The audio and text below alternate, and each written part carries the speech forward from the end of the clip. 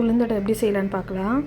First ஒரு சட்டியில் உளுந்து மாவு போட்டுக்கிட்டு கொஞ்சம் வெங்காயம், கருவேப்பிலை எல்லாம் போட்டுக்கிட்டு நெக்ஸ்ட்டு ஒரு எக்கு உடச்சி ஊற்றிக்கிட்டு கொஞ்சமாக சால்ட்டு போட்டு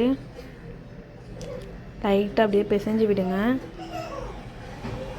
தண்ணி லைட்டாக ஊற்றி பிசைஞ்சு விட்டுட்டு கொஞ்சம் கொஞ்சமாக அப்படியே அது பதம் அப்படியே லைட்டாக பிசைஞ்சு விட்டுட்டு ஒரு பதத்துக்கு வரும்.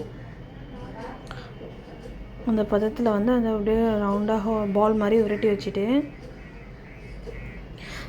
தோசைக்கல்லை அடுப்பில் வச்சு பக்கத்துலேயே ஆன் பண்ணி அடுப்பில் வச்சுருக்கேன்.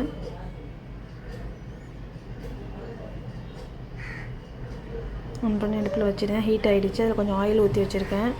அந்த ஆயில் ஊற்றினத்தில் கொஞ்சம் மாவை போட்டு அப்படியே லைட்டாக ப்ரெஸ் பண்ணி விடுங்க. நல்லா ப்ரெஸ் பண்ணி விடணும்.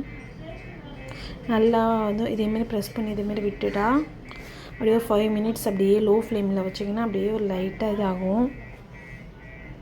அப்படியே லோ ஃப்ளேம்லேயே கொஞ்சம் வச்சு வைத்தா திருப்பி போடுங்க. திருப்பி போட்டோன்னா ஓரளவு வெந்துருச்சா கொஞ்சம் நாட்டு சர்க்கரை இதெல்லாம் வச்சு சாப்பிட்டா செம்மையாக இருக்கும். இது உடம்புக்கு ரொம்ப ஹெல்தி.